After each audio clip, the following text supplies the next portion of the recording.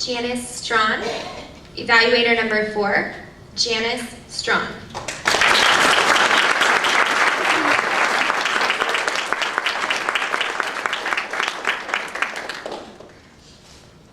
Contest master, fellow Toastmasters, and welcome guests.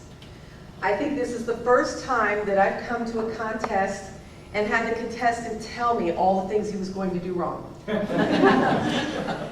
Tonight, Jim gave us a great speech about everything you could do wrong as a model speaker to try to get out of being a model speaker. But while he was doing that, he entertained us tremendously.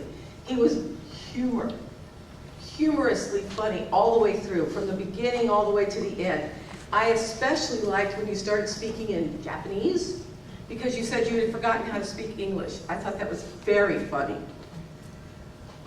I noticed that you had really good vocal variety, eye contact, your gestures were big, you used some big words, and you had some silences. So all of the things you said you were going to do wrong, you did, but they worked.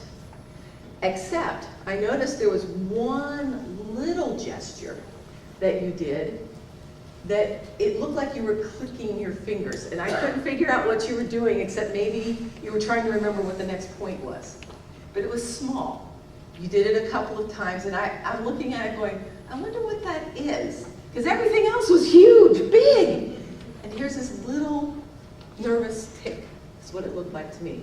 And then I noticed, when you had that handheld microphone, it got in the way of your big gestures. So when you went to think, you had to move that microphone out. And I would suggest the next time you do a speech with this many gestures, get rid of that handheld microphone, have a big voice, or get a lavalier. It really does help you move things along and frees up your hands to do those big gestures.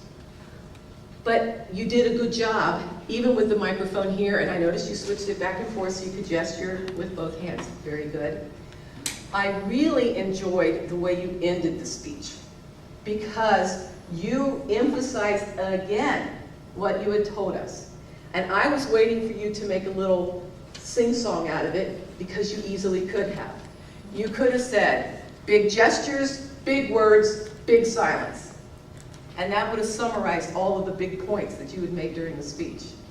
But Jim, you really entertained us. You gave us some ideas to think about for our next speech, because you made fun of the very thing that we're all here to evaluate and take seriously. And I really appreciate that that's what you did.